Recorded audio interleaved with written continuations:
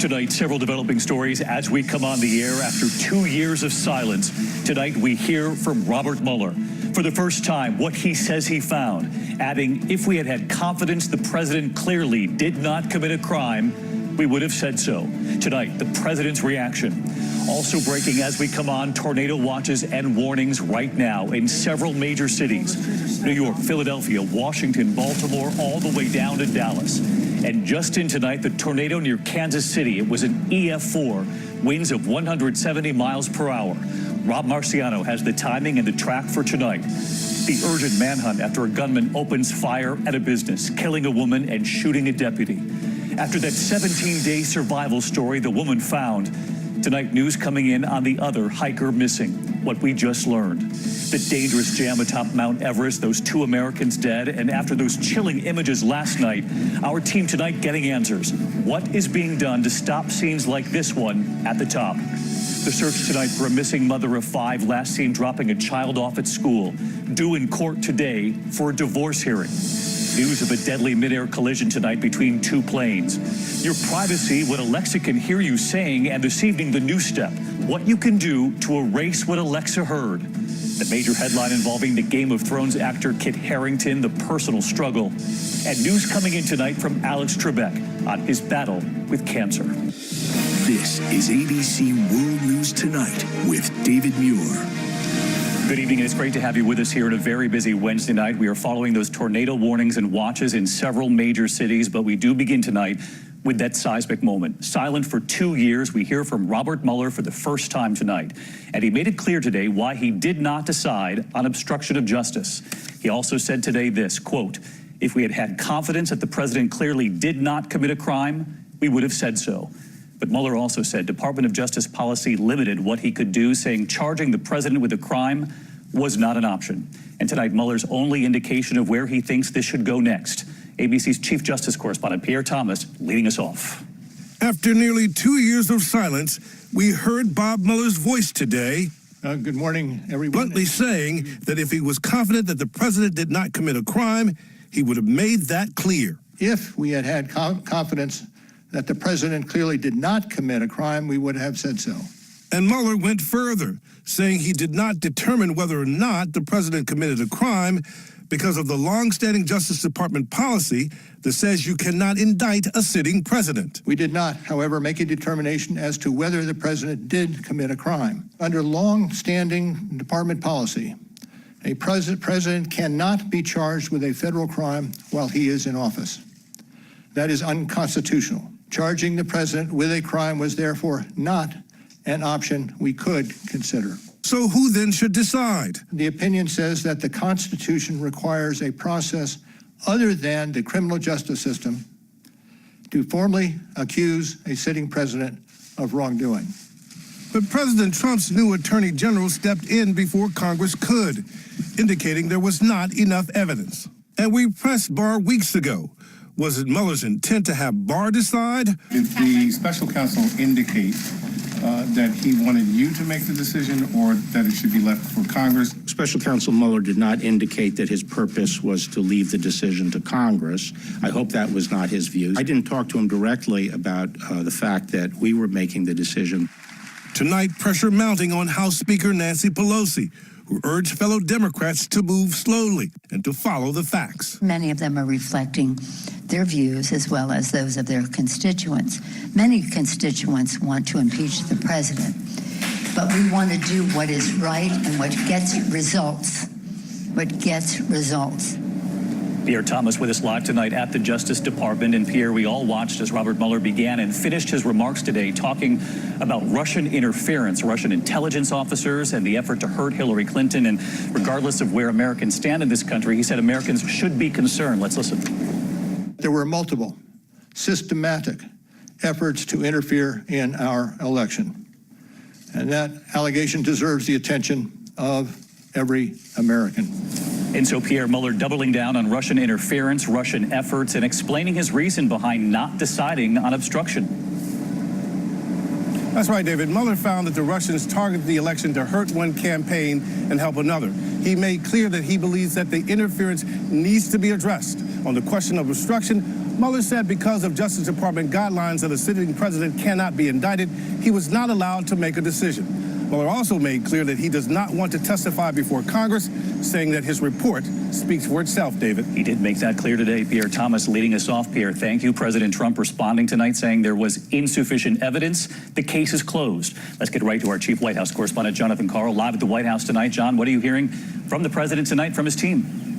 David, the president stayed behind closed doors today. No public comment besides his tweet shortly after Mueller spoke. He wrote, "Nothing changes from the Mueller report. There was insufficient evidence, and therefore in our country a person is innocent. The case is closed." Thank you. But, David, that is not what Robert Mueller said. Robert Mueller did not say the case was closed. In fact, when it came to obstruction of justice, he, as you heard Pierre Thomas report, said if we had confidence that the president clearly did not commit a crime, we would have said so. We did not, however, make a determination as to whether the president committed a crime. And Mueller made it quite clear that that determination is not up to the Justice Department or the criminal justice system. It is up to Congress. David? John Karl at the White House tonight. John, thank you. And one more note on this tonight. With many of the Democratic candidates carefully dancing around the issue of impeachment, tonight, after Mueller's words today, several candidates are now calling for impeachment.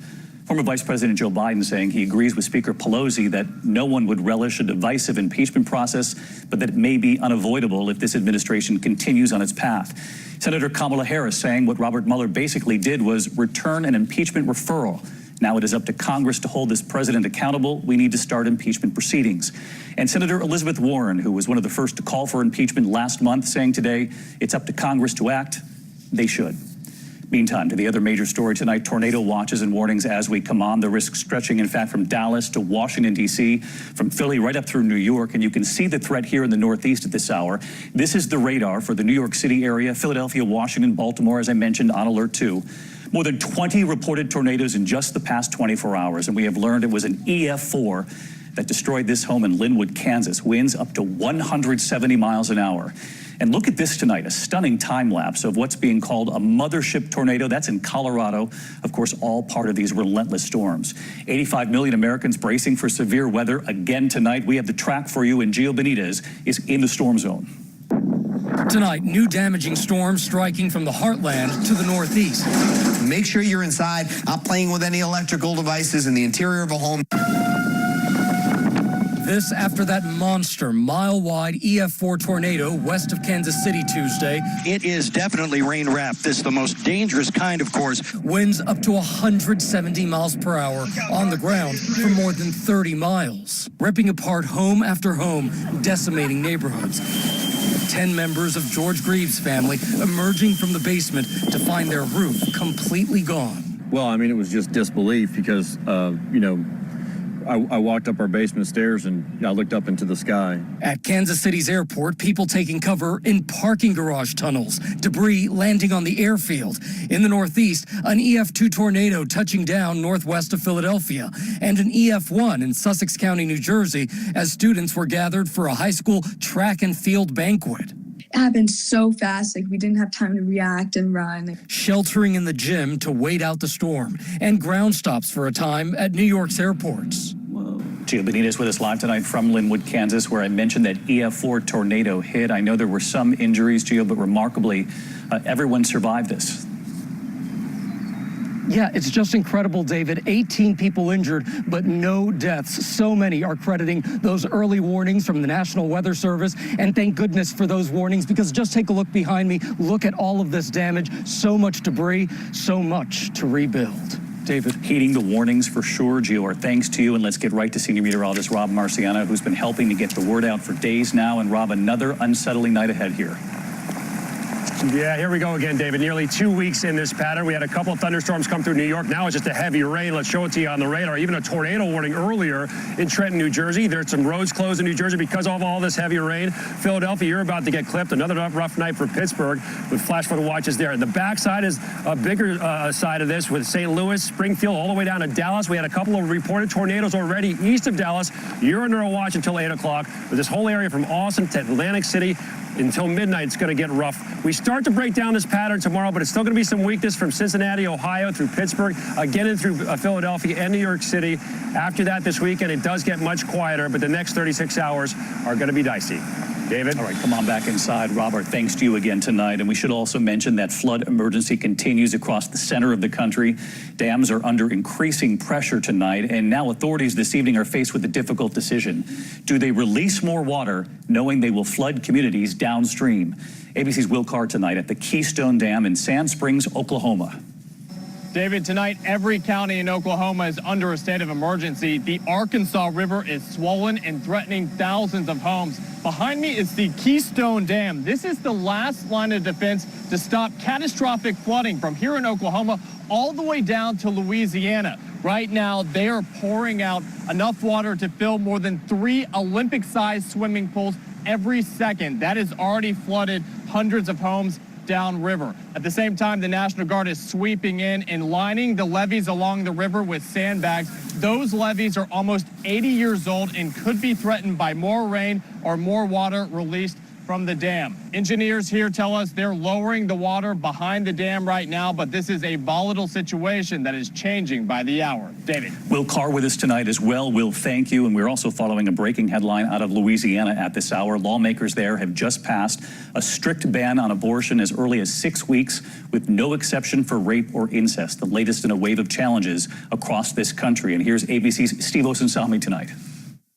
With protesters marching outside for days, lawmakers in Louisiana joined a chorus of states voting to outlaw abortions as early as 6 weeks into a pregnancy, when supporters of the law believe that a fetal heartbeat can be detected. When a person's heart stops beating, you know their life is ended.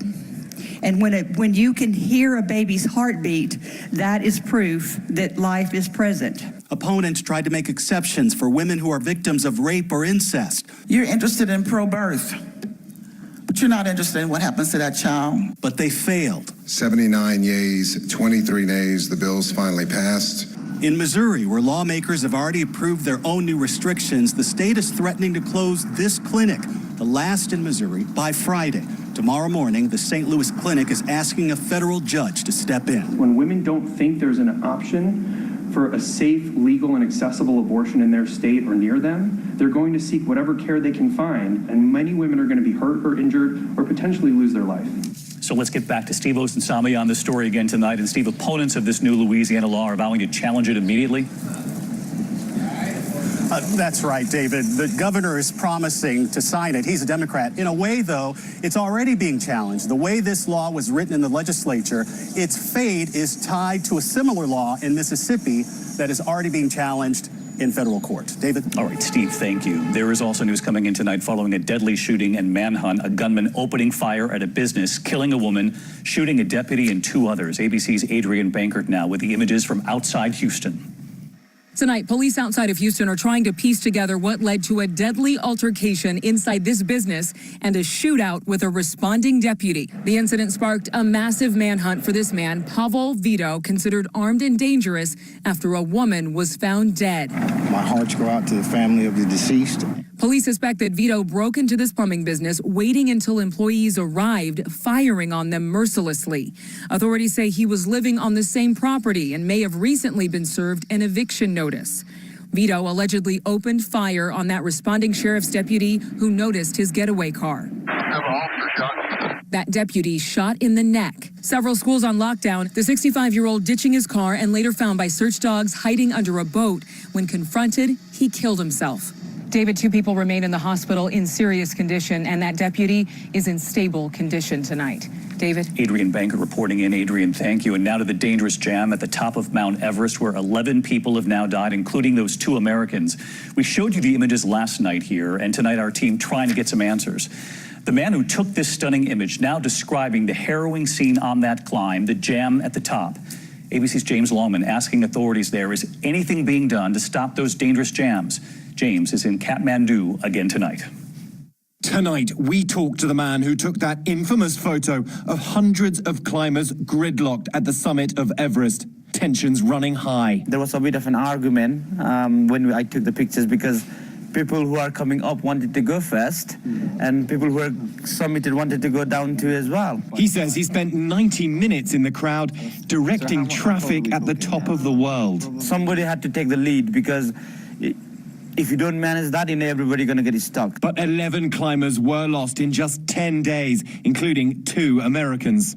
Climbers telling horror stories of passing dead bodies. Very sadly, there was a dead person on the line. My guide and I checked that she was definitely dead. Nepalese officials say the images of huge Everest crowds don't capture the whole picture, but they are now considering more restrictions. We are thinking in line of this. There are many ways to promote the tourism business here. We can learn from this season. And James Longman reporting in again tonight from Kathmandu. And James, I know you asked authorities in Nepal if they're taking steps. They indicated they were. So what are they considering tonight? Well, there are a number of options, David. They're considering asking all climbers to show proof they've reached a minimum altitude in previous climbs before they attempt Everest. David? All right, James, right here to the urgent search for a missing mother of 5 in Connecticut. She was last seen dropping off a child at school, and she was due in court today for a divorce hearing. Here's ABC's Whit Johnson. A drone and canines with local and state police today scouring a wooded park in affluent New Canaan, Connecticut for Jennifer Doulos, a mother of 5 last seen Friday. Her black Chevy Suburban later found. I hope and pray that someone knows something and she is found. Doulos and her estranged husband, Fotis Doulos, were set to have a divorce hearing today in their 2-year-long bitter custody battle. Doulos, fearing for her safety, claiming in court documents obtained by the Stamford Advocate, "I am afraid of my husband." Her spouse and his attorney tonight not responding to our requests for comment. Her anguished family releasing a statement to a local TV station saying she would never, ever disappear when she is responsible for the lives of 5 loving and energetic children. Police are treating this as a missing person case, but as standard procedure, they are also conducting a criminal investigation to determine if there was any foul play. David? With Johnson, mix of other news tonight in the deadly midair collision in Clay County, Florida. Authorities say 1 pilot was killed and another seriously injured when 2 small planes crashed into each other. Investigators say 1 plane was taking off from a private airstrip when it then hit the second plane.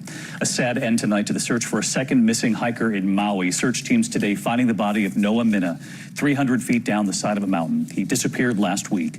His body was discovered just days after Amanda Eller was found alive. She survived 17 days in the woods. Your privacy tonight and how to erase what Alexa has heard. The company announcing users can now give a voice command telling the device to delete recordings. Bloomberg recently reported that some Amazon employees listened to recordings to improve the device's performance. The command is Alexa, delete everything I said today. I'm sorry if I just deleted your Alexa. And now to news tonight on actor Kit Harington. The Game of Thrones star has checked into a treatment facility dealing with, quote, personal issues. He reportedly entered the facility before the series finale aired earlier this month, telling Esquire that he had a breakdown after filming his final scene. We are all rooting for him from Game of. Finally tonight, we loved hearing this news from Alex Trebek. Tonight, Alex Trebek, 3 months after revealing his battle with stage 4 pancreatic cancer, now saying doctors believe he is in near remission. We remember he vowed to fight it. With the help of your prayers also, I plan to beat the low survival rate statistics for this disease. Trebek now telling People magazine the doctor said they hadn't seen this kind of positive result in their memory. Some of the tumors have already shrunk by more than 50%. He adds it's kind of mind-boggling. I've already gone from where I was to this. The doctors are so excited, just beside themselves with joy. And Trebek again thanked the millions who have sent good wishes.